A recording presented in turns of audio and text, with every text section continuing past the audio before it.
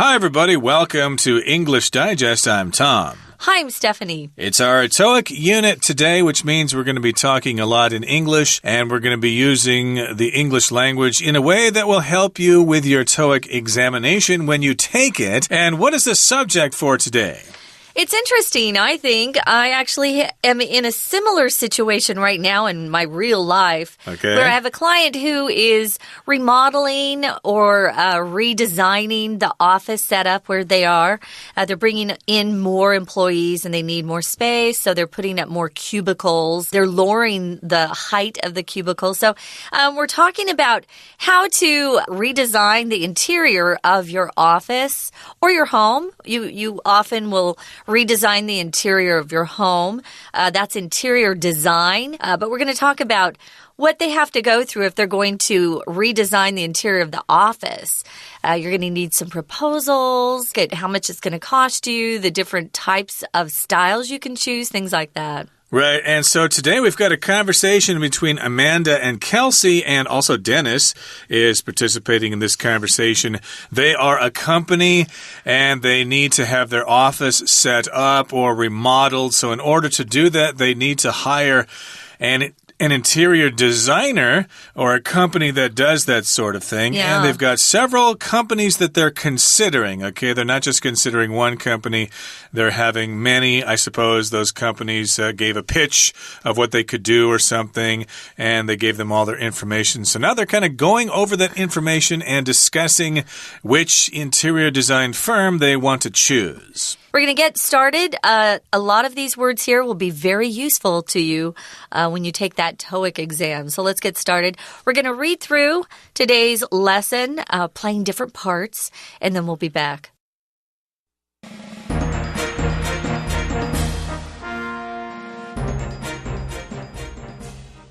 Having interviewed all our potential interior design firms, we need to make a final hiring decision. Let's go over our options so that we're clear on what each firm has to offer. First up, Cosmopolitan Homes. The designers there usually deal with small home offices.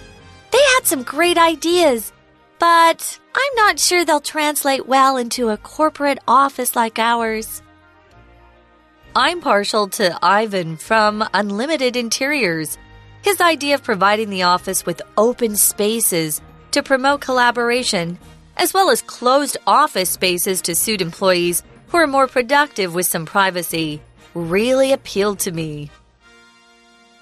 I also loved his idea of turning our conference room walls into giant whiteboards. I was disappointed that his initial proposal didn't fall within the parameters of the budget we provided, though. We can't really afford to go over budget on our renovations. Agreed. Let's move on then. Evan and Marcy, a design team from Urban Redesign, presented us with a floor plan that would open up our entire space. They also pitched a bold color scheme and stressed the importance of comfortable yet versatile furniture. I did like their plan to add more windows to the office. I think more natural light would make the office a nicer place to work. In that case, we could also encourage employees to bring more plants into the office. Great! That's all of them. Are you both ready to vote on a firm?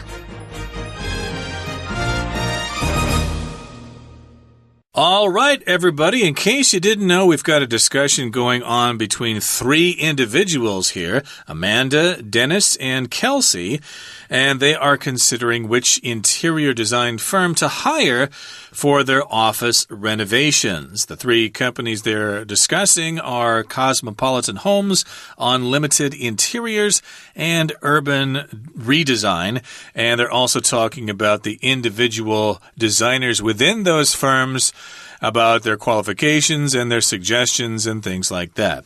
So here the title says we are reviewing interior design proposals. A proposal is just an idea that you present to someone to see if they will accept it, okay? So if you are someone who's looking for work, if you're an interior designer and you want to find a job, well, you might make a proposal to a company. Here's what I can do for you. These are the things I can do for you, and this is how much I will charge. Yeah, you could call it an estimate or a bid from some of these companies. I wanted to mention this word interior can be an adjective or a noun. We'll often put it in front of another noun like interior design. It's acting like an adjective there. Or you could be talking about the interior lighting of your office. That's also an adjective. But you could also use it a noun by talking about something that's inside, like, oh, I like the car's interior, or interiors.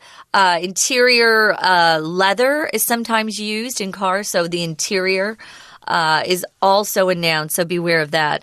So we're going to be talking about some design firms, which is kind of fun, and how to get potential bids or proposals from them. And what our three people here who work for a company that's remodeling or redesigning think of their proposals. Okay, so Amanda begins the conversation. She says, having interviewed all our potential interior design firms, we need to make a final hiring decision. So having interviewed them, we have just interviewed them. Now that we have interviewed all of these possibilities, all of these potential interior design firms, well, now it's time to make a final hiring decision.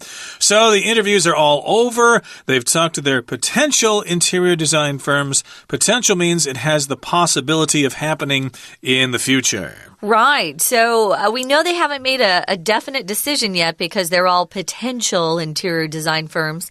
But they do need to make a final hiring decision. So Dennis has a suggestion. He just wants to go over our options so that they're all clear on what each firm has to offer, what their proposals included, how much they bid on the remodeling job. If you go over your options, you look at the choices that you have. And most people, when they do something this expensive and this big a project, will actually get at least 2 proposals, if not 3 or 4. And this particular group of people have asked 3 different firms to give them a proposal. Okay, so Kelsey says, first up, Cosmopolitan Homes. Okay, that's the first interior design firm that they're taking into consideration. Cosmopolitan just means having to do with a lot of different countries. So I guess they're just trying to say that they have a lot of experience designing all sorts of interiors using different kinds of ideas from different countries. Now, Kelsey continues, the designers there usually deal with small home offices. Yeah. So that's kind of their specialty. We've got the firm Cosmopolitan Homes, and then within that company are different designers. So the designers there, they've got their degrees in interior design or whatever. They usually deal with small home offices, which are like offices in your home. And they're small, so that's their specialty. Right. They had some great ideas, Kelsey says, but I'm not sure they'll translate well into a corporate office like ours. So since they usually deal with just small home offices, she's not really sure that they can handle a bigger project or take on a very large corporate office like they have. If something translates well into something else, it means it works well in that new environment. So she's not completely sure about this. I did want to mention this word firm is not quite the same as company or organization. There are certain industries like interior design where we use the word firm to talk about a company instead of company or organization. My dad's a lawyer. If you're in law, you'll talk about a law firm. Management consulting is a firm instead of a company. A lot of times it's because the people that work in that particular company are partners and they share the profits amongst themselves. Like KPMG is a firm, not just a company. So moving on, guys, we've got Amanda. She says she's partial to Ivan from Unlimited Interiors. If you're partial to something, it means you're kind of leaning in that direction. You kind of like that the best. That's your favorite so far.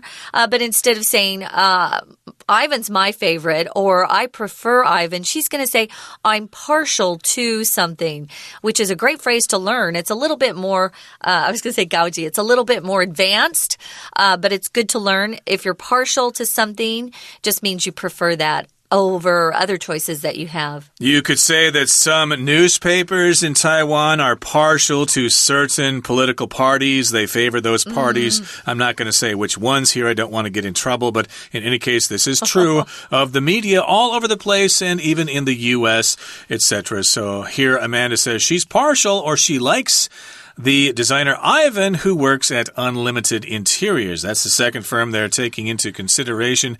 His idea of providing the office with open spaces to promote collaboration, as well as closed office spaces to suit employees who are more productive with some privacy, really appealed to me. That's quite a long speech there, but she says that they have two ideas, basically.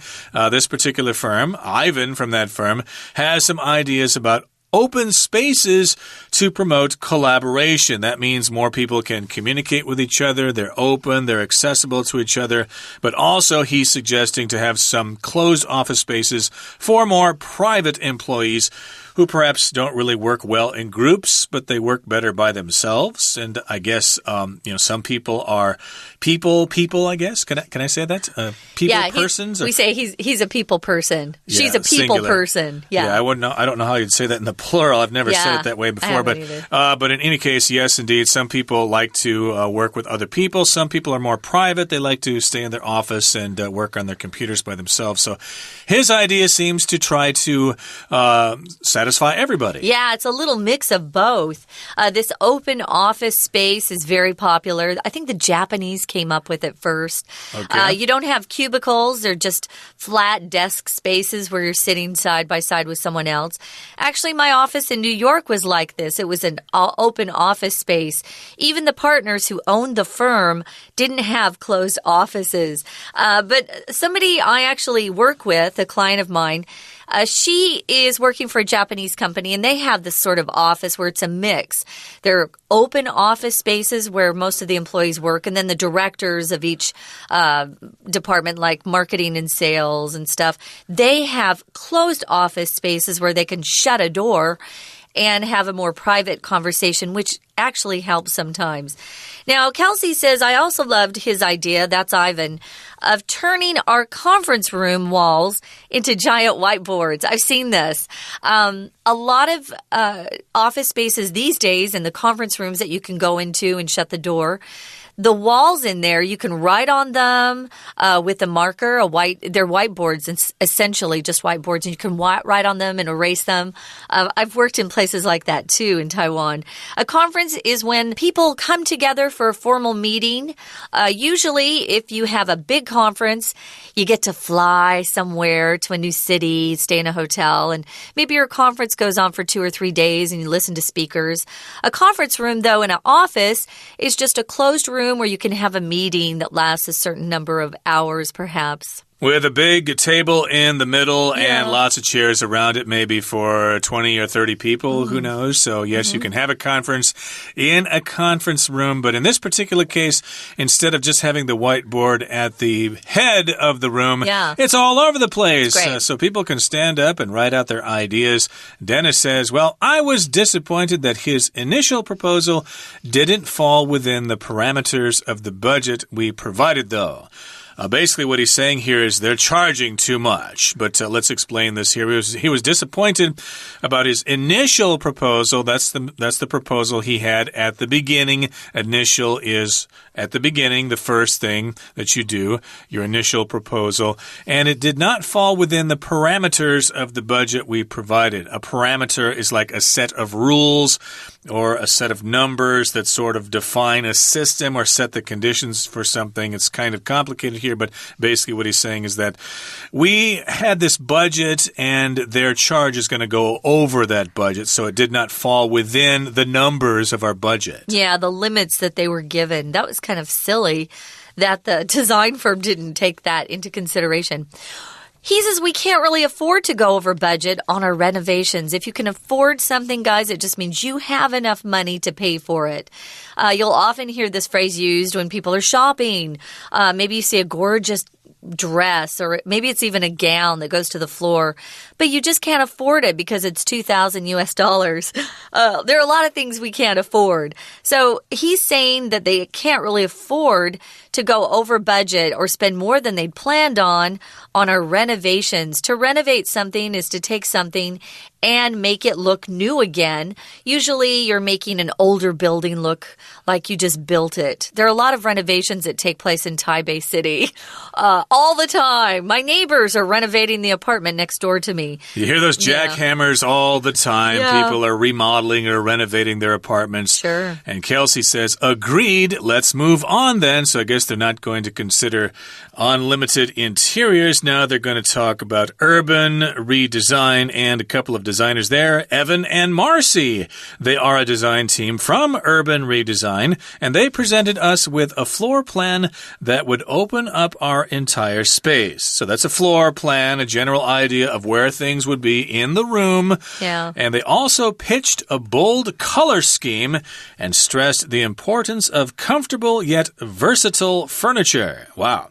That's quite a proposal there. So, yes, indeed, they would open up their entire space. It would be kind of an open place where they could have collaboration and communication. And they also pitched this bold color scheme. Here, pitch is a verb.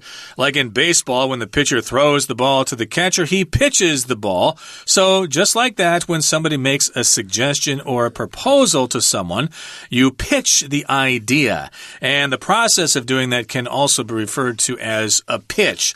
Like advertising agency might have a pitch for a certain company to advertise their products. Just some suggestions that they have to see if that company will accept their ideas. Yeah, there's something called an elevator pitch, which is a very famous phrase in business where you are starting a new company. You have 3 minutes to talk to someone important. Pretend you're in an elevator. How do you summarize that new business so you can get his investment or his approval? So they pitched this bold color scheme. Scheme is just, the plans that you're making. Here, we're not talking about some way to trick people. A color scheme is just all of the colors that you're going to use in a particular design project that all go together and look beautiful. And they also stress the importance of comfortable yet versatile furniture.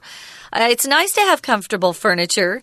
If furniture is versatile, it means it can be used for several different purposes, not just one thing. So it sounds like they did a lot of good work on their proposal. This is Urban Redesign. Amanda says, I did like their plan to add more windows to the office. This is a plan I would choose personally because I like more natural light. The more windows, the better for me.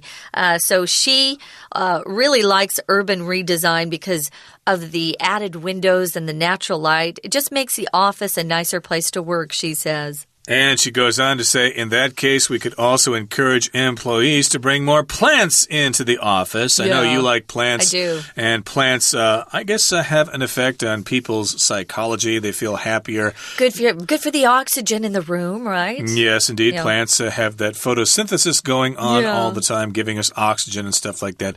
And Kelsey says, great, that's all of them. These are all the firms we are considering. Are you both ready to vote on a firm? Okay, so she's asking Amanda and Dennis, as well as herself, if they're ready to take a vote and choose their design firm for their renovations. Okay, that brings us to the end of our discussion. Let's hear now from our Chinese teacher. Hello everyone, my name is Tina. 我们首先来看到 Amanda 说的第一句话 Having interviewed all our potential interior design firms, we need to make a final hiring decision. 在这里使用的是分词构句 Having interviewed 表示已经完成了这样子的面试之后呢，我们必须要做一个最后的决定，要雇用哪间公司。首先我们来看到前面有个形容词 potential 在这里代表着是潜在的可能的意思。举个例子来说 The dispute has scared away potential investors. 也就是这样子的争端吓走了一些潜在的投资客，而接着他们就要来回顾一下，所以 Denise 就说了 Let's go over our options so that we are clear on what each firm has to offer. 在这里的 go over 其实是有查看的意思，我们常说交作业之前要仔细检查一下，你就可以说 Go over your work carefully before you hand it in. 而在这里要 go over our options 来把我们的选择再来看一遍，才能够确认清楚呢是到底要选择哪一家公司。首先看的是这个 Cosmopolitan Homes， 在这里呢后面的句子提到 They had some great ideas, but I'm not sure they'll translate well into a corporate office like ours. 在这里的提到他们有一些不错的想法，但是却不太确定是否能够 translate well into. Translate 同学们常学的意思是翻译，但是在这里是有转化的意思，所以我们说 translate into action， 也就是有转化成为行动。那么虽然想法不错，但是呢不太确定是不是他们可以转换成为像一个我们所要的一个corporate office， 法人的公司，我们就可以用 corporate 这个形容词。Amanda 继续说了，她说呢，她比较偏好于这个无限室内设计的想法，提到 his idea of providing the office with open spaces to promote collaboration as well as closed office spaces to suit employees who are more productive with some privacy really appealed to me.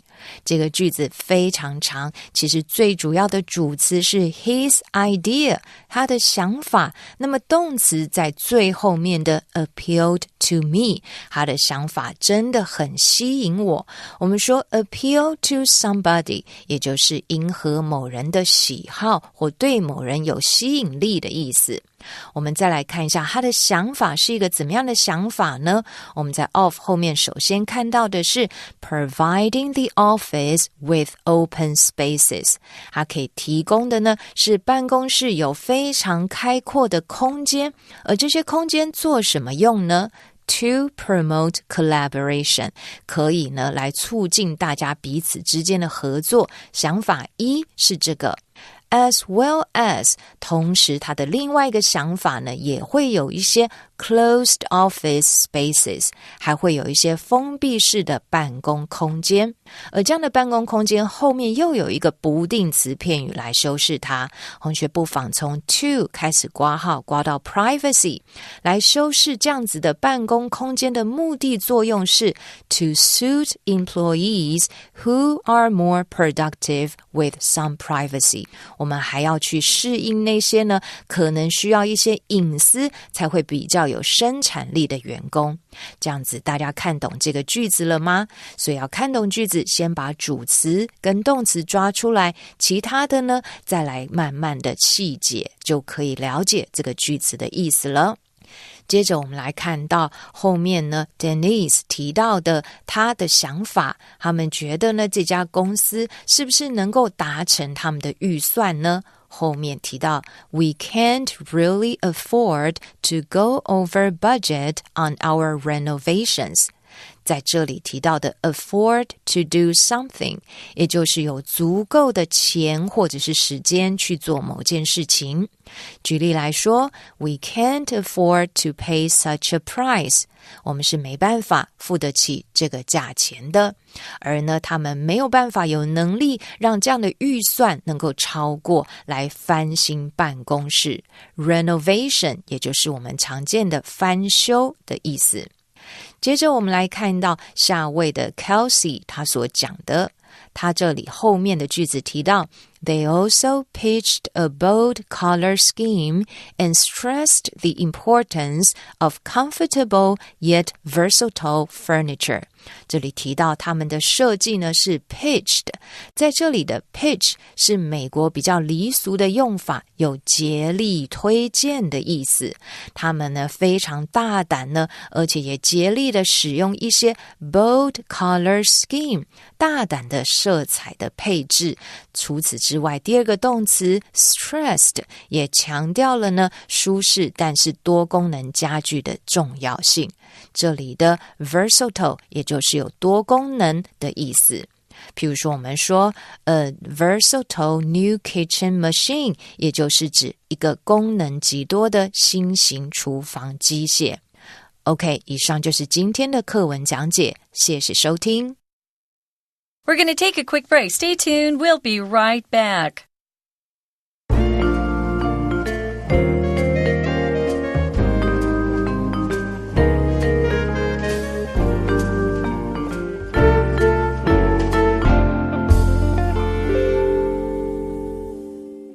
Okay, guys, welcome back. We're on our extra dialogues now.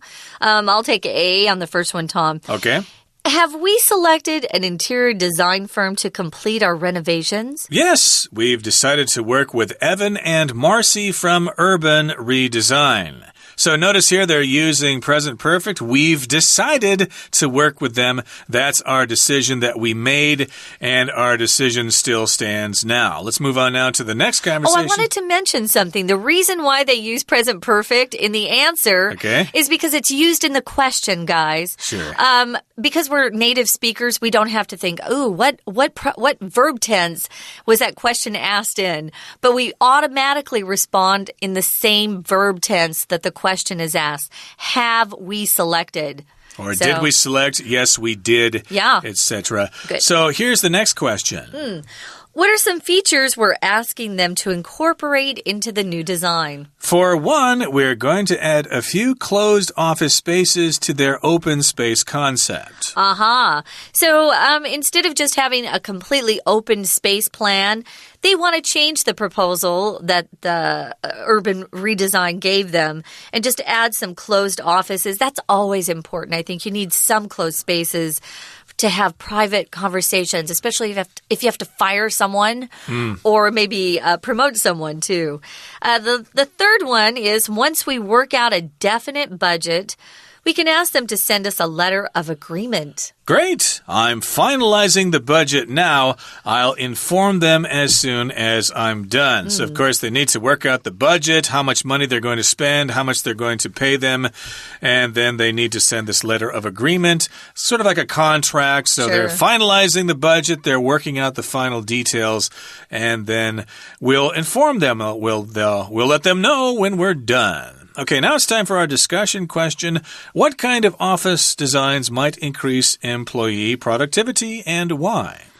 I think it all depends on the nature of the business that you're in. It depends on the industry.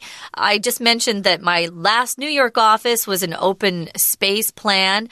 It's because a lot of people are working on the same project and it's easier to get together and talk about, what you found and ways to move forward if you have that open space. But if I were, for example, programming and sitting in a computer doing computer programming, I would want a cubicle so I could focus and concentrate. Yeah, you got to have a mixture of both. I would agree with that. And sometimes maybe you just get sick and tired of some of your coworkers and you need a place to get away from them. Okay, that brings us to the end of our lesson for today. Thank you very much for joining us, and make sure you join us again next time when we actually look at this letter of agreement for interior design. Until then, from all of us here at English Digest, I'm Tom. I'm Stephanie. Goodbye. Bye.